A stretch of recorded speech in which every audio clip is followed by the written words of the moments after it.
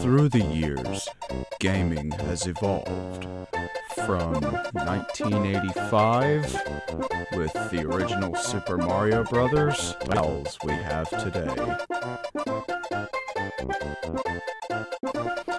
As a gamer myself, I love it.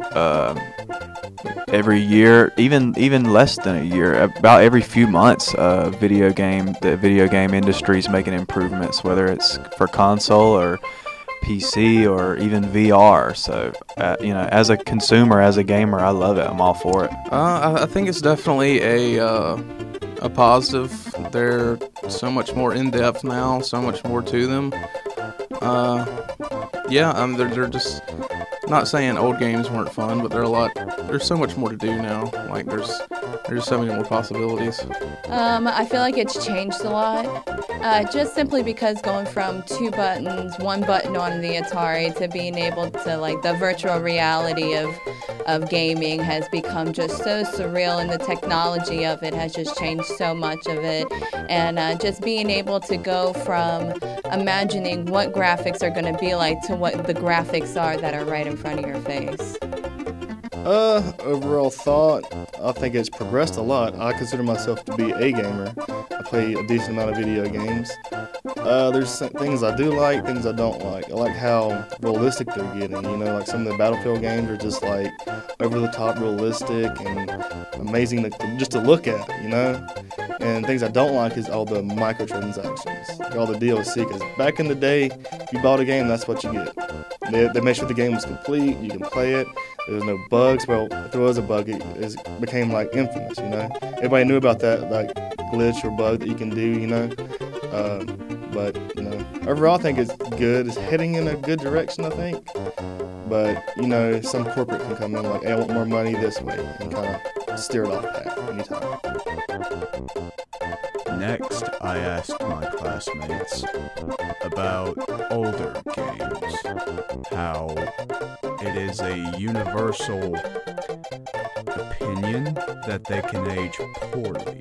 Games can age poorly, but, and on the different hand, I believe that old games can age very well, too. I think it's all about, the content, like the story and the characters from the game, whether they age good or poorly.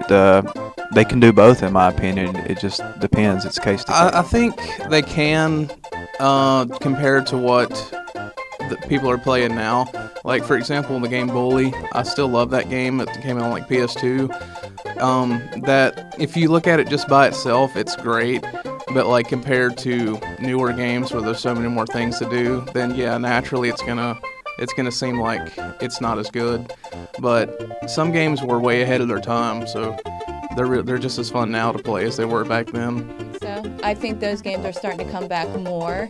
I think people are starting to investigate and look more into the old gaming systems, just because a lot of the older gaming systems, like previously we've talked about, not having to worry about being online, not having to worry about all those other extra things that the new consoles try to get you to subscribe to and other things like that. So I think a lot more people are now more interested into the more retro systems, which is why they're trying to remake a lot of retro systems. Depending on what game you're playing, I would say. Some games like The Legend of Zelda, Ocarina of Time for the 64, play it today is better than like 99% of the games today. And some other games, play like the old Tetris football. It's like, some people might enjoy that, but like compared to Madden nowadays, it's nothing. Next, I asked my classmates about certain games they played either as children or just growing up with in general. Games they watched from humble beginnings. For me, I can say The Last of Us. It's a zombie survival game. I know it was around back in the PlayStation 3 days, maybe even PlayStation 2. I think PlayStation 3 though. But that's when it first came out. I didn't play it for the first time until it was remastered for the PlayStation 4.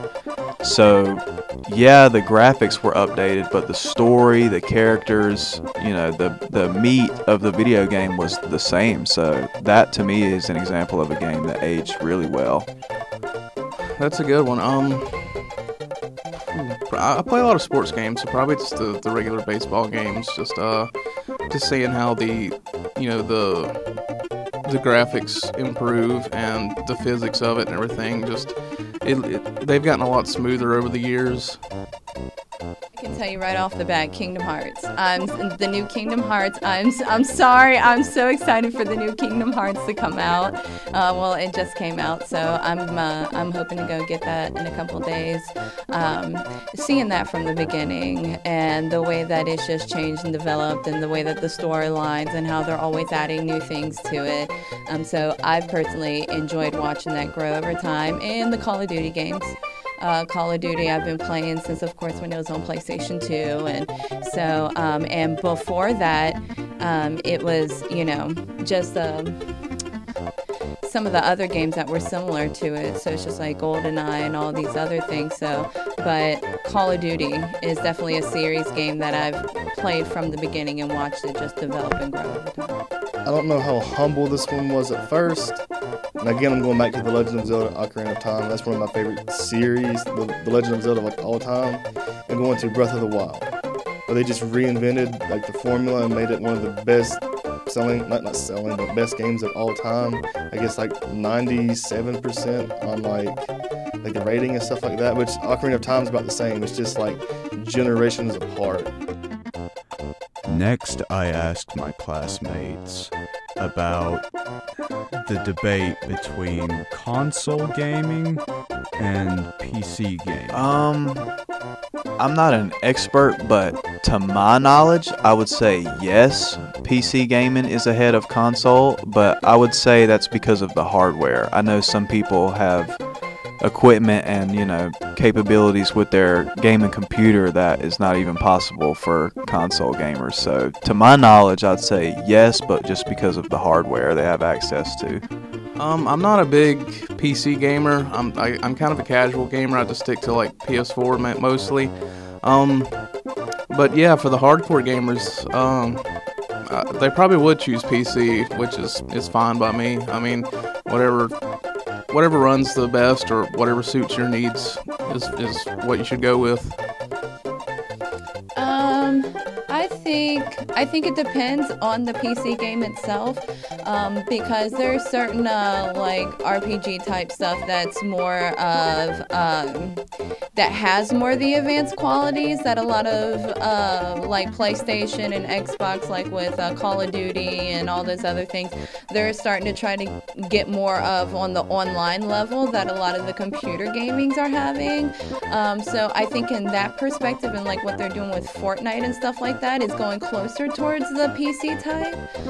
But I don't think they're that much far of a different off from each other. I would say that maybe 5 to 10 years ago, but now, consoles like PlayStation and Sony and Microsoft and Xbox, they see that with PC and they're trying to implement those things to their consoles, like mods and things like that made PC so fun for certain people.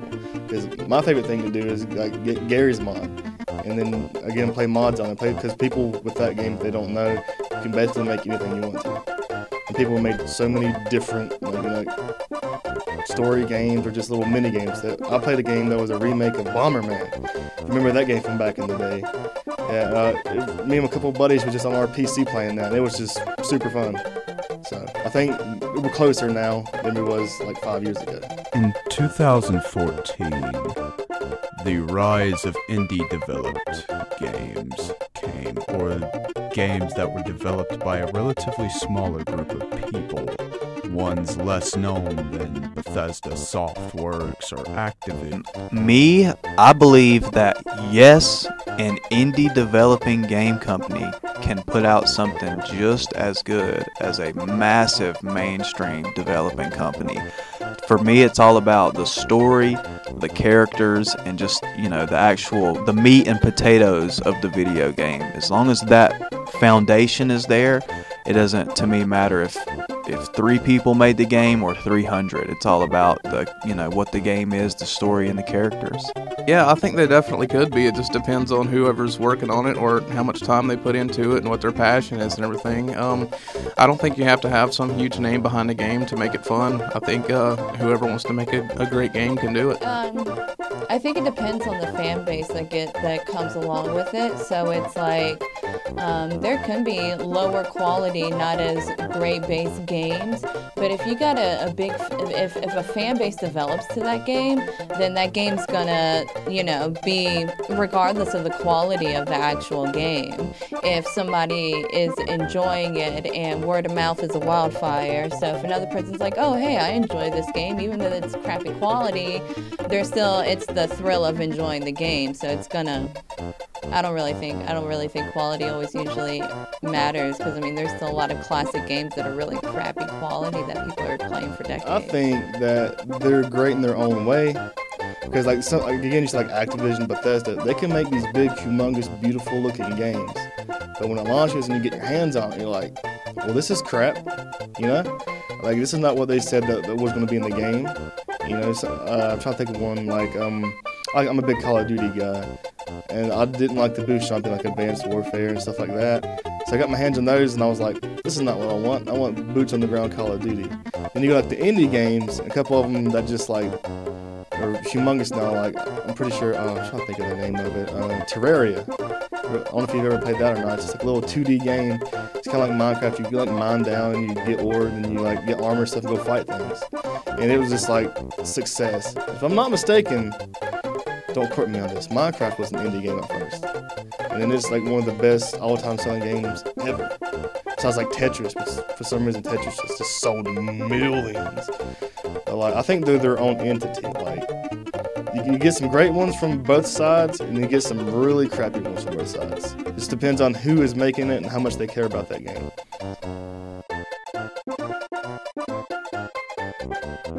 Next, I wanted to ask my classmates which was their personal preference between PC and console gaming.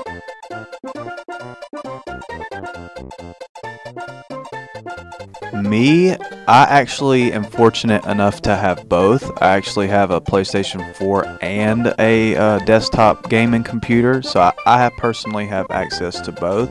But I'd much more consider myself a console gamer because of friends, like the social aspect of it.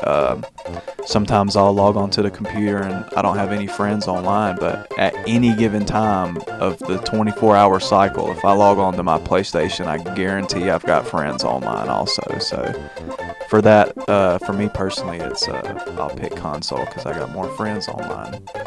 I'm a console guy just because it's more accessible to me, really. It's just a lot simpler because I'm not really, I'm kind of a casual guy. Just play games here and there, whatever floats my boat. So, yeah, probably console just because it's way more accessible to me. Well, I have a PlayStation 4 at home. I have an original Xbox. I have a GameCube. I have a Dreamcast. I have an original Nintendo 64. So, of course, it's more of the classic games, retro games, but I do keep up and play a lot of recent games too. Console. I grew up on console. Started with that Nintendo 64, like The Legend of Zelda, Donkey Kong 64, Bomberman. Those are my games.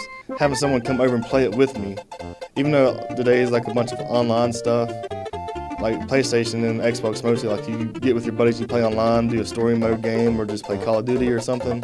I still love the come on over, we'll sit down, we'll play a couch game. That's what I love. And then Nintendo's really good with that. Their games like Smash Bros. And Mario Party, they're still making those. It's still great. And like Mario Kart 8, that's one of my favorite games, the newer generation, is Mario Kart 8. They make those great games you can sit down with your buddies and just play. Lastly, I wanted to ask my classmates, did they see the evolution of gaming overall to be going for the better or for the worst? I 100% see the industry going in a positive direction for the better. Like I said earlier, it's not even yearly now. It's every few months. Like breakthroughs are made in the video game industry for PC, console, VR. It constantly is being evolved. So I'd say it's on the up and up and shows no signs of slowing down. And as a consumer, I look forward to it. I'd say better overall because I think, like for instance, the Spider-Man PS4 game that just came out, it runs as smooth as butter, like the transversal and everything. It's just so fluent. So as long as they keep like making things that just kind of perform effortlessly, then I think that's going to be great. I know the VR too is a real big thing going on. So yeah, just I guess whatever makes it like more realistic and just it just is a great experience overall. Whatever just does that, I think it's a positive. I think it's going to be for worse. And I say that because there's only but so much more further that they're going to be able to go with it before it comes too obsessive, or that it becomes too much for us to consume as people, just because it will end up just everything is going to end up becoming a virtual reality type deal. And so I just feel like it's going to get worse. And if anything, I'm hoping that this retro thing continues, so that people can decrease from the virtual reality goggles as much and enjoy more of the old school games. So hopefully that continues on. I want to say slightly more towards the worse, because we're getting more into VR and AR, which is cool. If you don't know what that is, augmented reality and virtual reality.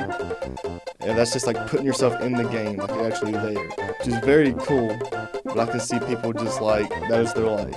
They don't live their actual life. Like, go out and actually do things with people and experience it, which I spent a lot of my time playing video games. But I still had friends. I went out and did stuff like played in the yard and stuff like that. But I can see how people would just get lost in there and never want to come out, because it's better than their own life.